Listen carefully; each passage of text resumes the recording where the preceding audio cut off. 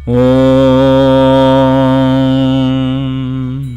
श्री सांब शिवाय नमः। अथ सप्तत्रिंशोऽध्यायः। 37वां अध्याय।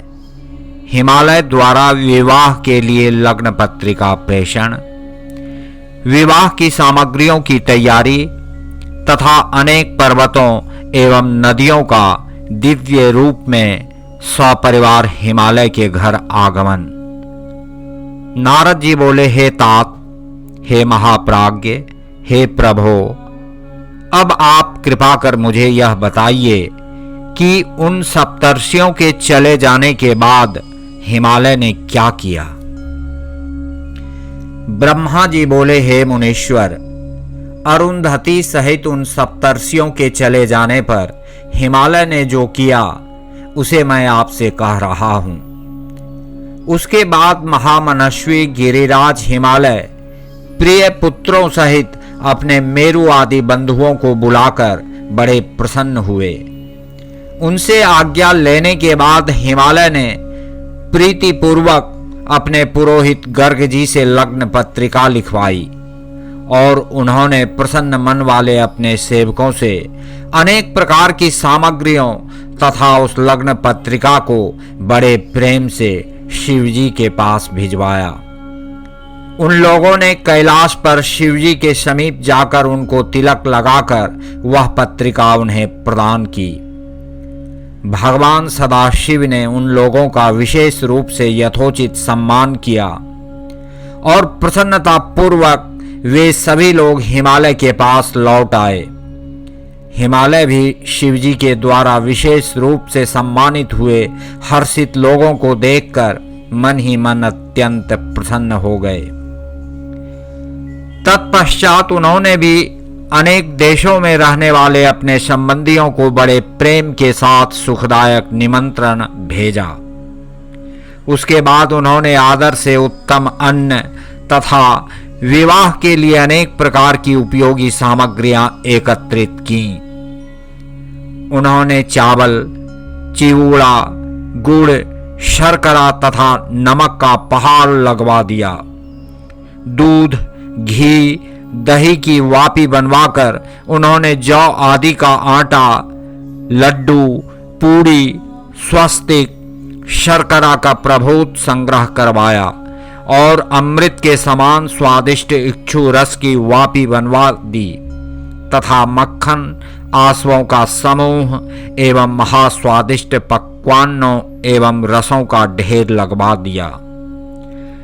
शिवजी के गणों तथा देवताओं के लिए हितकारक अनेक प्रकार के व्यंजन, वस्तुएं तथा अग्नि से पवित्र किए गए अनेक प्रकार के बहुमूल्य वस्त्र, नाना प्रकार की मणियां, रत्न, सुवर्ण तथा चांदी, इन द्रव्यों को तथा अन्य वस्तुओं को विधि पूर्वक एकत्रित करके गिरिराज ने मंगलदायक दिन में मंगलाचार प्रारंभ किया।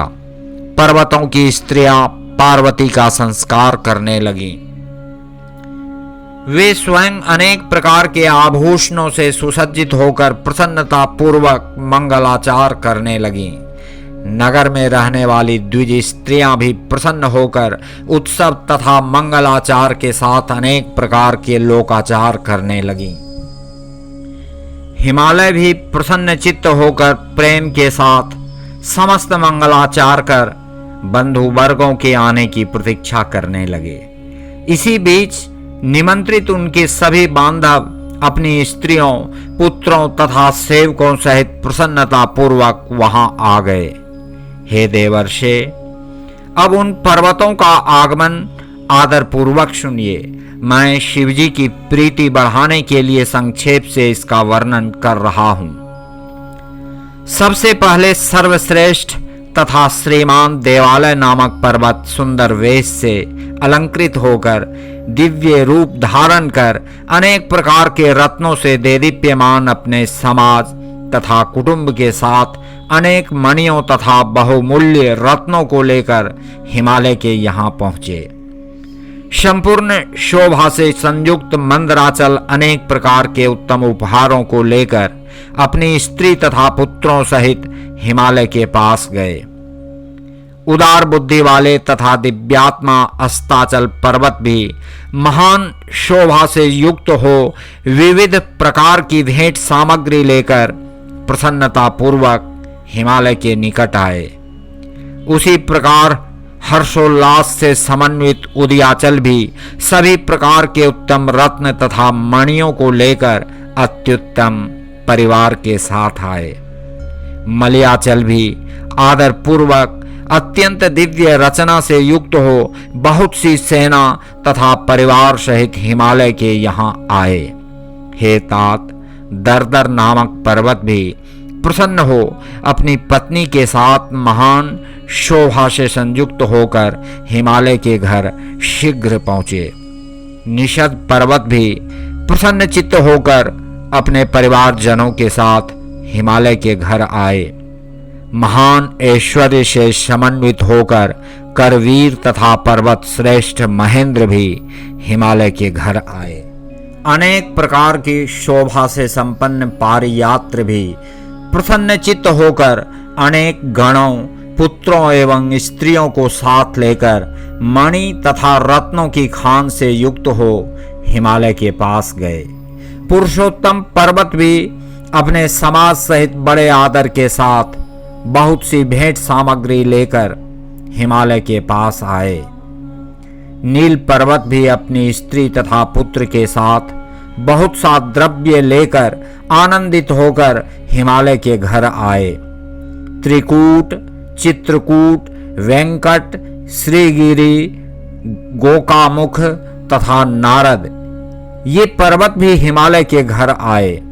पर्वत श्रेष्ठ विंध्य भी अत्यंत प्रसन्न चित्त होकर अपने स्त्री पुत्रों सहित नाना प्रकार की संपत्ति से युक्त हो हिमालय के घर आए। महाशैल कालंजर अपने अनेक गणों के साथ प्रसन्नता पूर्वक हिमालय के घर आए। कैलाश नामक महापर्वत भी बड़ी प्रसन्नता के साथ कृपा पूर्वक हिमालय के घर आए। वे सभी पर्वतों की अपेक्षा अधिक शोभा संपन्न थे। हे नारद, इसी प्रकार अन्य द्वीपों में रहने वाले तथा भारतवर्ष में रहने वाले जो अन्य पर्वत थे वे सब हिमालय के घर आए। हे मुने, हिमालय ने जिन पर्वतों को पहले ही प्रेम से आमंत्रित किया था वे सभी यह सोचकर कि यह शिव का विवाह है प्रसन्नता पूर्वक वहां आए। शिव का विवाह हो रहा है यह जानकर उस समय सोनभद्रादि सभी नद अनेक शोभा से युक्त होकर बड़ी प्रसन्नता के साथ वहां आए। शिव का विवाह हो रहा है यह जानकर सभी नदियां दिव्य रूप धारण करके नाना भांति के अलंकारों से युक्त हो प्रेम पूर्वक वहां आईं। शिव का विवाह हो रहा है यह जानकर गोदावरी, यमुना, ब्रह्मस्त्री तथा वेणिका हिमालय के यहाँ आईं। शिव का विवाह हो रहा है यह जानकर गंगा जी भी महाप्रसन्न हो दिव्य रूप धारण करके अनेक प्रकार के आभूषणों से सुसज्जित हो वहां आईं। शिव का विवाह हो रहा है यह जानकर सरिताओं में श्रेष्ठ अत्यंत आनंद प्रदान करने वाली रुद्र की कन्या नर्मदा भी बड़े प्रेम से शीघ्र वहां आ गई। उस समय हिमालय के यहाँ आए हुए उन सभी लोगों से वह दिव्य तथा सभी शोभा से युक्त पूरी भर गई। वह महोत्सव से युक्त हो गई। उसमें नाना प्रकार के केतु, ध्वज एवं तोरण सुशोभित होने लगे। नाना प्रकार के वितानों से सूर्य का प्रकाश रुक गया और वह पूरी रंग बिरंगे रत्नों की छटा से पूर्ण हो गई। हिमालय ने भी प्रभुत आदर के साथ अत्यंत प्रेम पूर्वक उन स्त्रियों तथा पुरुषों का यथोचित सम्मान किया। उन्होंने सभी लोगों को अलग अलग उत्तम स्थानों पर निवास प्रदान किया और अनेक प्रकार की सामग्रियों से उन्हें पूर्ण रूप से संतुष्ट किया।